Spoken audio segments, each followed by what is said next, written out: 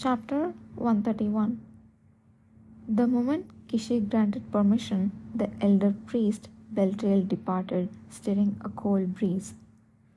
As the people who watched his retreat felt the tense atmosphere dissolve, they relaxed and exchanged subtly interested glances. The public clash had occurred between Duke Paleta and the house of Duke Apeto. The sense that neither side would back down gave rise to the premonition of an imminent and tremendous tumult. Either let's leave the others to the Imperial army now and head back. Understood. Luzon observed the black-haired cavalryman who had remained quietly by Kishir's side. Right, I should thank him. He had been too flustered before to express his gratitude. He knew he might never see him again if he missed this chance, so now was the time to thank him. Excuse me, could you wait for a moment? Luzon rushed over, mustered his courage, and grabbed the sleeve of the benefactor's cloak. The black-haired man turned his head with an expressionless face. Luzon flinched involuntarily, but soon realized that the man's look was more of curiosity than annoyance, and he relaxed. Does he not remember me? It was such a chaotic situation, so it's understandable. I wanted to thank you for your help earlier. As the man turned his emotionless face, Luzon noticed a thin wound on his neck and his words faltered. You have got a wound on your neck. It seems like you should get it treated. I'm fine. Let me do it. Before he even finished speaking, a radiant light enveloped the man's body. There was no need to pour so much divine power just to treat a small wound, but Luzon deliberately used more force than usual. His intention was to express his gratitude by using his greatest strength, his divine power, to its fullest. A moment later, the light receded, revealing the man with slightly widened eyes. The wound on his neck has long since vanished without a trace. You are young, but you possess incredible divine power. Kishir, who had been watching a few steps away, commented with an intrigued tone. Not expecting the noble duke to speak to him, Luzon responded cautiously, feeling a tightening in his chest. Yes, as a sign of gratitude, I poured more to aid your recovery. With that kind of skill, you must be from the Healers Guild. What is your name? How long have you been a priest? No, not from the Healers Guild. I am still a novice priest, not yet a full priest.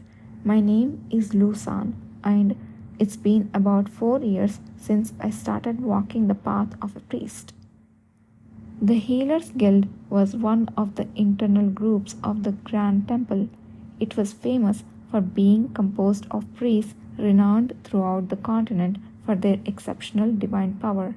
But Luzon, who hadn't even advanced to the level of a full priest, was in a position where he had to worry about whether he could even become an ordinary priest, let alone join the Healers Guild.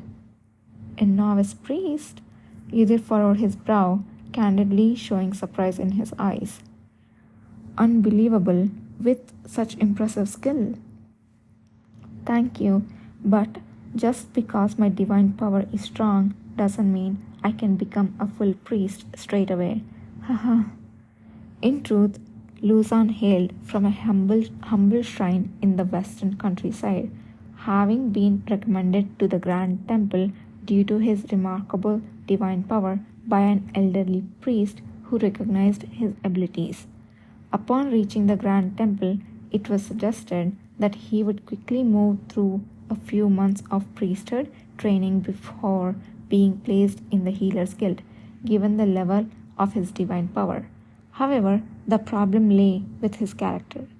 Luzon did not obediently follow his superiors like the other novice priests.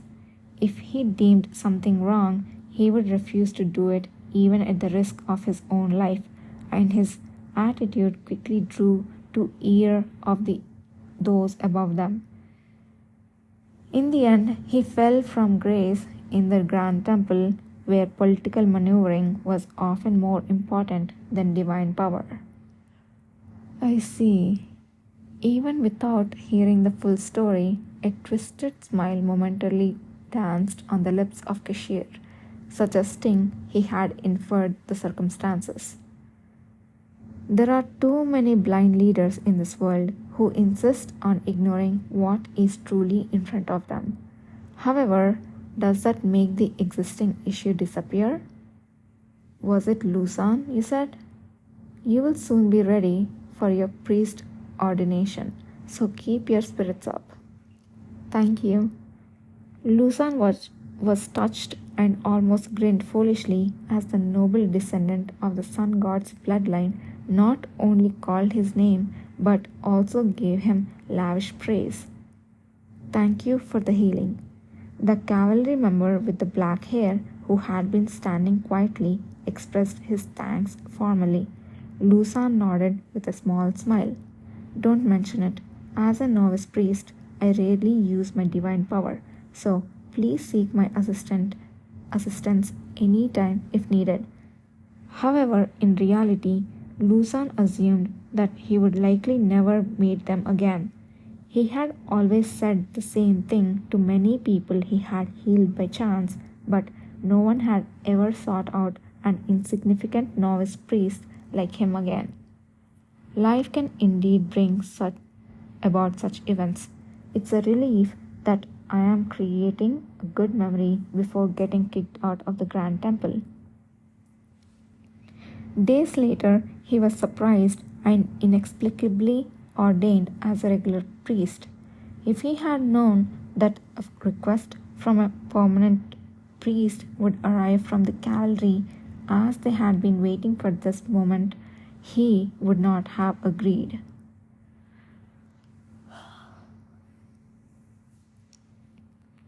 With the disturbance at the sharing of the sacred flame ceremony, another storm of controversy swept across the capital. However, the focus was not on who the culprit was, or what efforts were being made to solve the problem. Whenever people gathered, they enjoyed gossiping about the uproar between the two ducal houses. Do you think that young lord can really become a cavalry? I heard that the house of Apeto is completely upset. Duke Apeto was so angry upon hearing the news that he beat his servant to death. Duke Peleta announced he would visit the house of Apeto to meet the third son. Would they even open the doors for him? There is no way they would open their doors if the third son might be taken from the house. They will definitely reject him at the gate.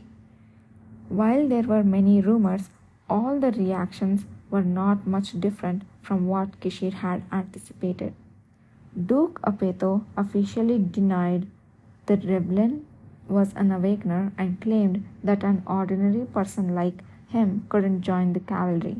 Kishir, however, using his authority as the head of the cavalry, publicly transmitted a request for a meeting.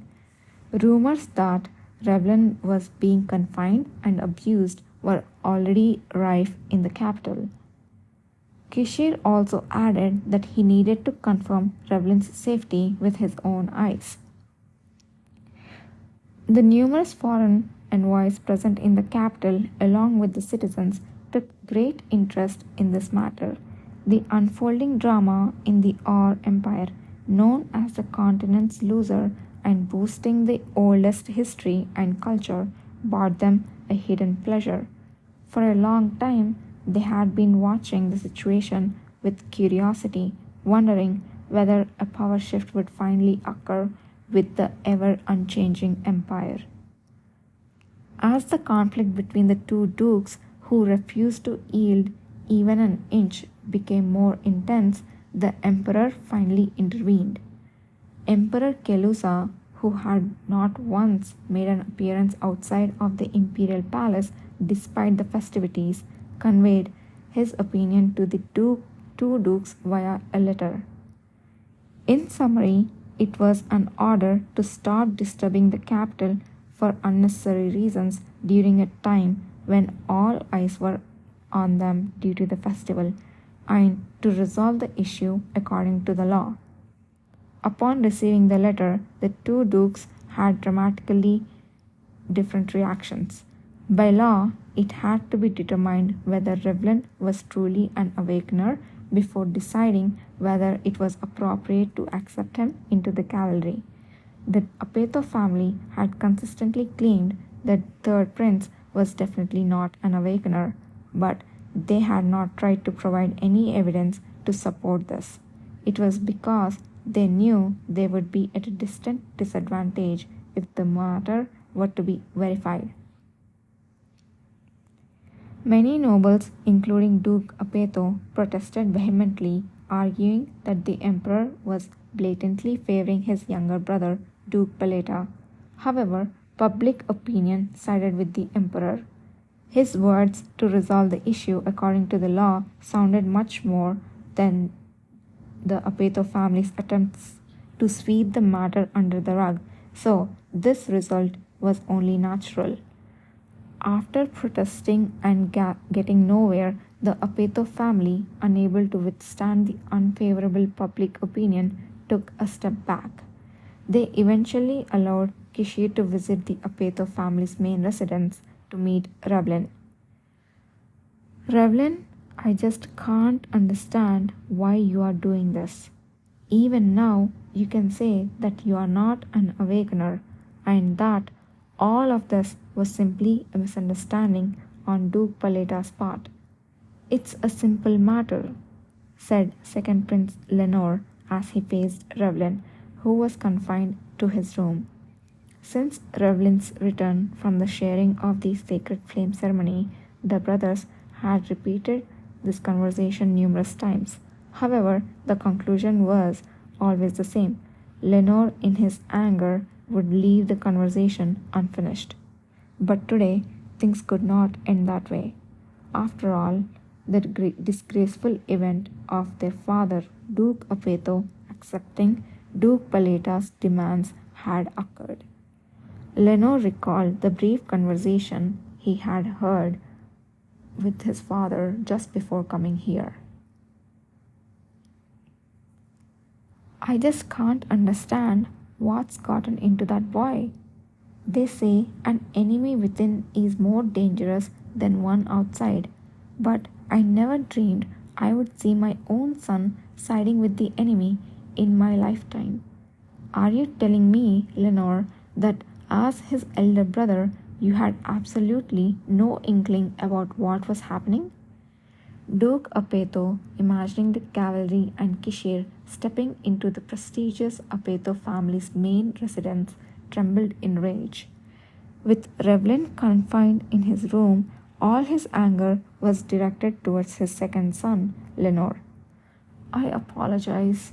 I also had no idea that Revlin was taking the fact that he was an awakener so seriously. If I had known, I would never have allowed him to meet the cavalry. I don't want to hear it, and yet you are saying you want the position of the heir? Facing Duke Apeto's annoyed gaze, Lenore clenched his fists in humiliation and gritted his teeth.